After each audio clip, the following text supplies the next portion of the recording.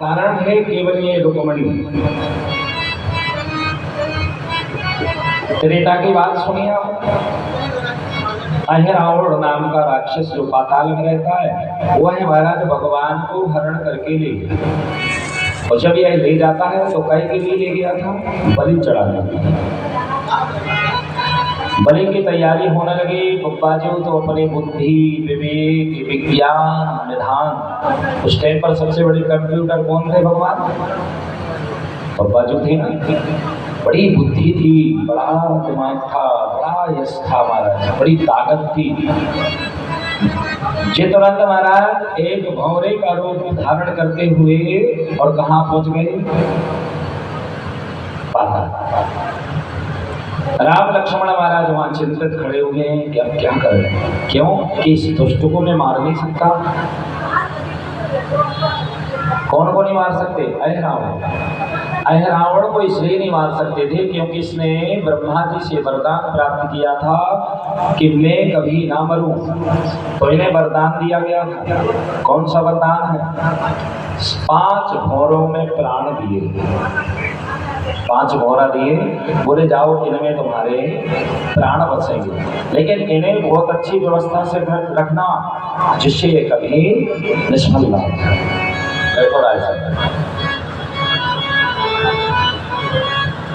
पांचों भौरा हुआ एक डिबिया में लेकर के गया और कहाँ रख दिए? पवन देव जी के आसन में।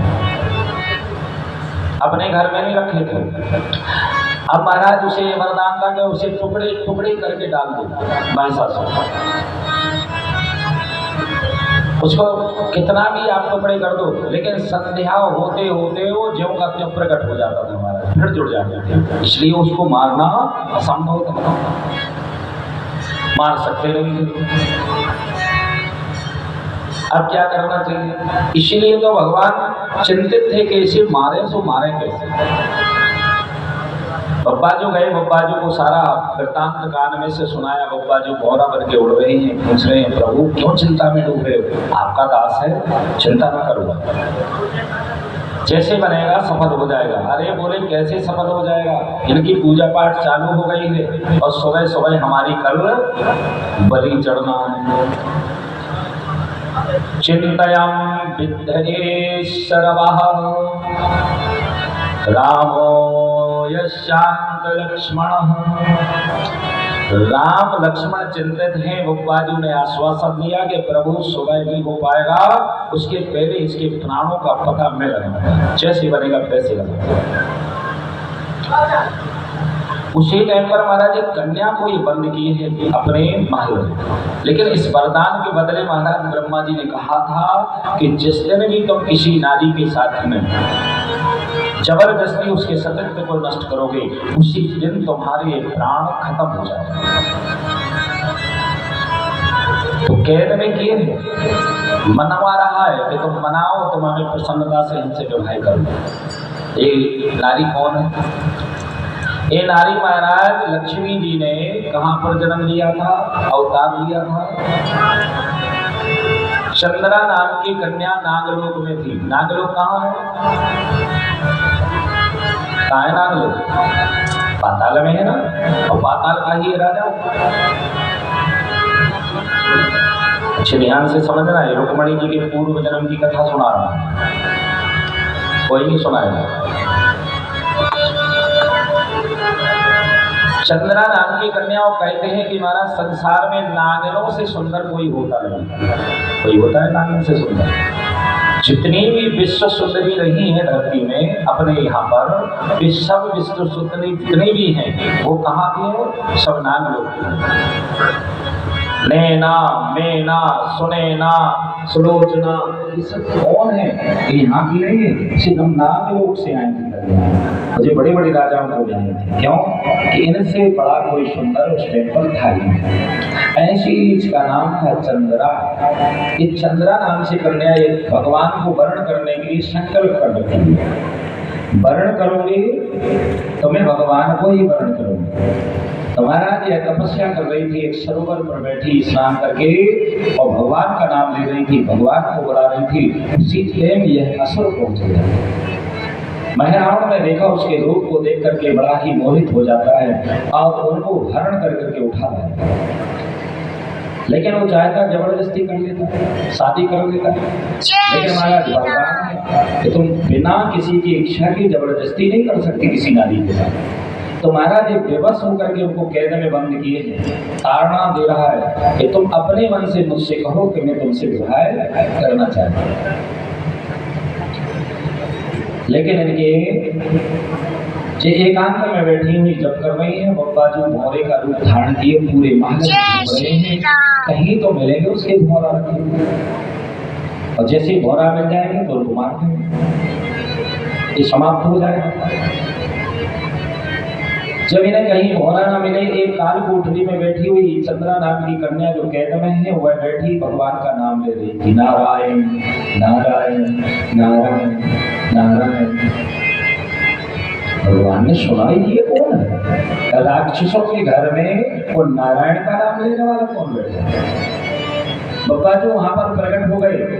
अब प्रकट होकर के एकदम से जैसे गए तो घबरा गई कि ना जाने कौन है। कले देवी तुम कौन हो? सारा वृत्तांत सुनाया, उन्होंने अपना हाल सुनाया, बाजू ने अपनी कथा को सुनाया। परिचय हो गए, महाराज मित्रता हो गई दोनों में। बोले तुम मेरा कार्य सिद्ध कर दो, मैं तुम्हारा कार्य सिद्ध कर दूं। तुम्हें पति चाहिए नारायण, मैं तुम्हें मिलवा दूंगा, और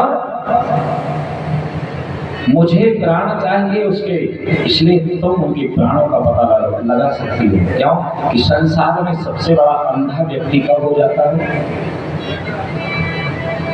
काम वासना में ही व्यक्ति अंधा होता है, सब कुछ छोड़ देता है। हमारा जात समाज धन दौलत घर गृहस्थी छोड़ देता है, काम वासना के पीछे महाराज उसे कोई याद नहीं रहती कि क्या कर रहे हैं। बोले महाराज मैं कैसे पता लगा सकती? बोले तुम ऐसा पता लगा सकती हो कि अहिरावण के पास जाओ, तो जाकर के कहो कि स्वामी अब मैं तुमसे विवाह करना चाहती हूँ, मैं तुमसे विवाह करूंगी। लेकिन महाराज मुझे इस बात का डर है कि कहीं तुम मर ना जाओगे, क्योंकि अत्याचारियों का कोई भरोसा थोड़ी होता है कि इसमें मर। जो अत्याचारी होते हैं व्यक्ति, उनका समय निश्चित नहीं होता कि जिएंगे कि नहीं जिएंगे। हो सकता है उनसे बड़ा कोई शेर मिल गया, दूसरे दिन ही मर जाता है। इसलिए महाराज मुझे डर है तुमसे, कहीं मेरा जीवन बर्बाद ना हो जाए तुम्हारे चक्कर में। एकदम से गुमान में आकर के बोला, अरे देवी तू क्या जानती है, मुझे मारने वाला तो धरती में कोई पैदा ही नहीं है, मैं कभी मर ही नहीं सकता हूँ। वाह, ऐसी क्या गारंटी है तुम्हारे पास? बोले मेरे पास गारंटी है कि मेरे प्राण मेरे अंदर नहीं है, मेरे प्राण भौरों में रखे हुए। अब बप्पा जी तो भौरा बने बैठे सुन ही रही कथा, तो मुंह से उगलो ही था। अब हम खेल करेंगे यार। सज्जनों, जैसे ही इन्होंने मुंह से निकाला कि भौरों में मेरे प्राण हैं, लेकिन बोली हम ऐसे नहीं मानते, हमें दिखाओ भी भौरा कहाँ है। अब काम में तो अंधा हो जाता है ना व्यक्ति, स्त्री चरित्र में फंस जाता है तो सब कुछ खोल देता है। महाराज ने हंस करके बढ़िया अच्छे हंसी में बैठ कर बगल में और सारी बात उसको गालने लगी। देखो देवी तुम किसी से बताना नहीं, कहते हैं ना तो प्राणों से बड़ा क्या है, कुछ नहीं होता। लेकिन आज मैं तुम्हारी रूप को देख करके आज अपने प्राण तुम्हें बता रहा हूँ जो किसी को पता नहीं। बोले कहाँ है तुम्हारे प्राण? बोले मेरे प्राण पवन देव जी के सिंहासन के नीचे रखी है देवी, वहां रखे हैं हम प्राण। बताओ मैं कैसे मरूंगा? ओ बप्पा जी ने जैसे इतनी बात सुनी और बोलिया गाँव में तेल, हम दुनिया भर में भटक रहे हो, हमारे बाप के घर है, बाप है पवन देव भी पिता की है। भगवान गए पवन तनय बल पवन समाना, और बुद्धि विवेक विज्ञान निधान।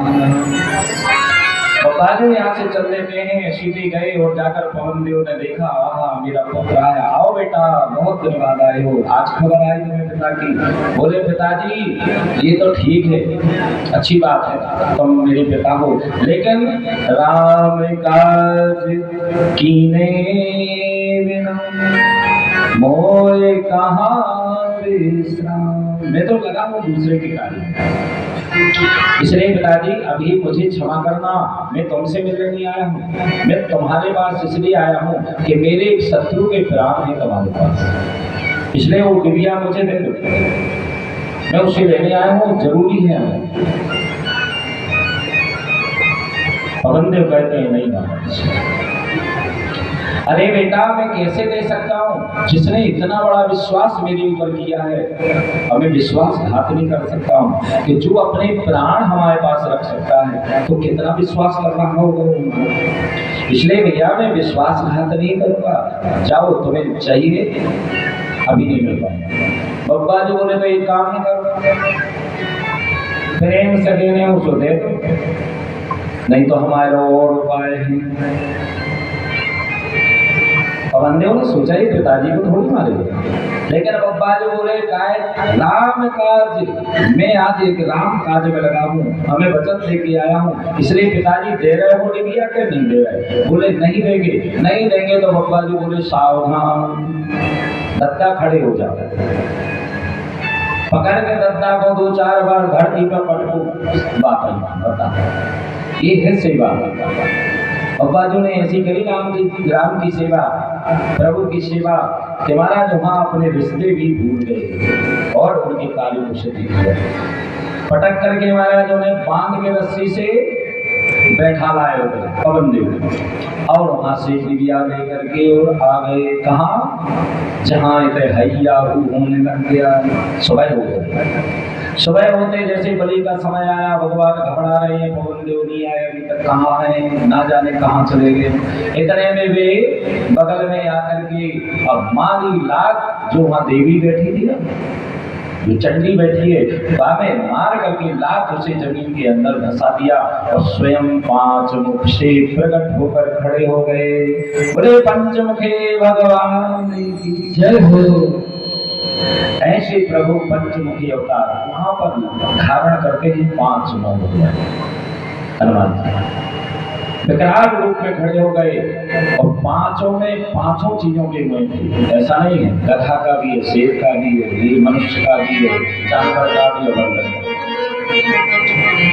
बन करके खड़े हो गए। और खड़े होकर के एकदम से उसमें नियम था कि 5 मुंह में एक ही बार में एक ही समय में 5 घोड़ा मर जाए तब मरेगा। तो एक एक करके मारते रहोगे तो ना को घोड़ा मारो, जब लोग दूसरों मारो वो फिर जिंदा हो जाए, ऐसे नियम है।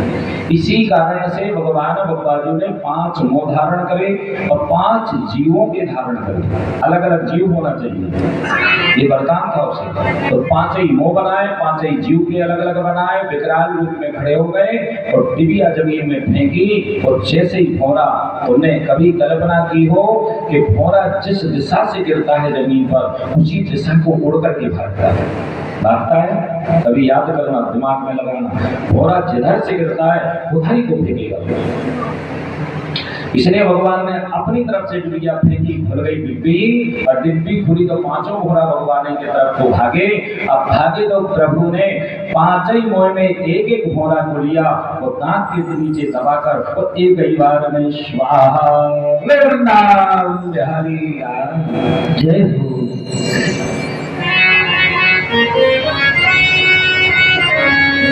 जैसे ये घोड़ा मरे वे खड़े खड़े पूजे करते में फट उड़ गए महाराज। रावण मारा गया, महारावण को तो भगवान ने ही मारा, 2 भाई थे। जब वहां पर विजय प्राप्त करने के बाद भगवान जाने लग गए, हनुमान जी से बोले चलो हनुमान जी जल्दी बैठा लो कदा पे और जल्दी दवा चलो, सेना कि ना जाने कहाँ चले गए, 24 घंटा हो गए। भगवान बोले महाराज अब चाहे 24 हो जाए चाहे 48 हो जाए, जहाँ से हमने काम बनाया है और हमने अपने वचन दिए हैं उन वचनों को पूरा करना। कौन से वचन? बोले महाराज वचन ये है कि कुंवारी कन्या बैठी तुम्हारे इंतजार में, तुम्हारा जब कर रही है, तुम्हें पति बनाना चाहती है, इसलिए चलिए पहले उनको पति बनाए, आप उनको अपना विवाह कर लें और फिर इसके बाद आप जाए। भगवान बोले राम बोलते हैं, कहते हैं प्रभु ये तो बताओ हनुमान तुम जानते हो कि मैं इस जीवन में दूसरा विवाह नहीं करूंगा, मेरी एक नियम है हमारा, दूसरा विवाह नहीं हमें करना, और आप कह रहे हो कि विवाह करो। ये कैसी विडंबना है तुम्हारी, और तुमने बिना पूछे हमसे ऐसी बात कह दिया है। बोले महाराज अगर प्राण जा रहे थे जब तुम्हारे, और जब तुम्हारी हम दृष्टि देख रहे थे तुम्हारा शरीर, तो तुम ऐसे हते के जैसे कुछ न कर सके, विवश होते हो। इस कारण से महाराज जैसे बड़ी जुगाड़ बना के जैसे करके अब हमने महाराज उसको मारा, संहारित करवाया। अब तो प्रभु आपको विवाह करना ही होगा। चलो ठीक है देखो, लेकिन हनुमान जी तुम जानते हो कि ये सब हो नहीं सकता। बोले बिल्कुल मैं हो, हमारा तो नियम था कि हम सामने कर देंगे तुम्हारे, हमने उससे वचन दिए थे कि तुम्हारे नारायण से तुम्हें भी मिलवा, इसलिए चलो महाराज हम सामने खड़ो करेंगे, अब फिर तुम्हें जो इच्छा हो वो करियो, ब्याह करने आए सो करियो, ना करने आए सुना करियो। भगवान हनुमंत लाल जी ने महाराज उनके लिए पहुंचा दिया, और जैसे सामने देखा चंद्रा को भगवान समझ गए। बोले चंद्रा इस जीवन में तुम्हें विवाह नहीं कर सकता। बोले देखो महाराज हमारी तो बात पक्की है, विवाह तो आपको करना होगा। बोले ठीक है। बब्बा जो कान में हो बोले प्रभु ब्याह कर लो, शादी कर लो, उसकी आत्मा को संतोष हो जाए, लेकिन तुम्हें स्वीकार नहीं करना है तो स्वीकार कभी अगले जन्म में कर लेना। कोई ऐसा कारण बना लो जिससे कि वो कारण पूरा इस जन्म में ना हो पाए, वो अगले जन्म में पूर्ण। भगवान ने वहीं गंधर्व रीति से विवाह हुआ, उन्हें एक दूसरे को माला पहनाई, एक दूसरे का अपना संबंध हो गया, लेकिन सेज सजाने के लिए कह दिया। बोले तुम ऐसी सेज बनाओ जिस पर मैं बैठूं और वो सेज टूटे भी, अगर टूटेगी नहीं तो इसी जन्म में मैं तुम्हें अपनी पत्नी स्वीकार करके तुम्हें साथ ले जाऊंगा, और यदि टूट गई तो अगले जन्म का इंतजार करना, अगले जन्म में मैं तुम्हें प्रथम पत्नी के रूप में धारण करूंगा। अच्छे ध्यान से सुनना, बहुत गहरी कथा सुना रहा हूँ अगले जन्म में। तो सज्जनों आज वही चंद्रा नाम की देवी ने बढ़िया सेज सजाई, सेज ऐसी सुंदर सजाई, इतनी मस्त सेज सजाई कि राम जी घबरा गए उस सेज को देखकर, हनुमान जी की तरफ देखने लगे। बोले पवन देव वो नहीं टूटने ऊपर, बोले नहीं टूटेगी। हाँ बप्पा जी बोले प्रभु चिंता ना करो, आपका दास खड़ा हुआ है, जब आपका दास खड़ा हुआ है तो आपको चिंता करने की आवश्यकता नहीं। बोले लेकिन टूटेगी कैसे? बोले बाप देखो अभी यहाँ रखिए, भगवान बन गए भौरा, और भौरा बन के करके छेद बीच पार्टियों में महाराज भीतर ही भीतर पूरी पार्टी काटती हूँ, ऊपर से केवल बकला लगा, भीतर ही भीतर कतल नहीं मारे। अब भगवान को करो इशारा, करो नहीं, चले बैठो महाराज, बैठो तो ठीक है, हाथ रख करके जरा सो इशारों करो, पट्ट से उठो। उसी टाइम पर बप्पा जी वहां बैठे हुए थे कटाई कर रहे, जैसे वो टूटी टूट करके जो बप्पा जी उड़ के भागे तो चंद्रा ने महाराज ने हाथ से पकड़ दिया। अरे दुश्मन तूने मेरा ये सब विनाश कर दिया, मेरी जिंदगी को अधूरा करा दिया, जो स्वामी का सुख मिलने वाला था उससे वंचित कर दिया तूने, चल मसलने लगे तो भगवान प्रकट हो गए। हाँ तो मेरे के चंद्रा पूरी आप हो, आपने ऐसा किया, हाथ जोड़े के देखो चंद्रा, ऐसा है कि इनका नियम है कि इस जन्म तो हम दूसरी स्त्री नहीं रखेंगे, इसलिए इस जन्म तो नहीं हो पाएगा, इसलिए तुम्हारा हमें वचन दिए थे कि तुम्हें मिलवाएंगे, तुम्हारा विवाह कराएंगे। तो देखो मिलवा दिया, विवाह किया, लेकिन पति और पत्नी का सुख तुम्हें अगले जन्म में प्राप्त होगा, तुम जब आज से इंतजार करो। तो महाराज वही आज चंद्रा नाम की जो कन्या है नागलोक की, लक्ष्मी का अवतार, आज वह आकर के भीष्मक राजा के यज्ञ में वो कमल पुष्प में प्राप्त हो रही है छोटे से रूप में, और यहाँ प्रकट हो गई है। बोलिए रुक्मणी मैया।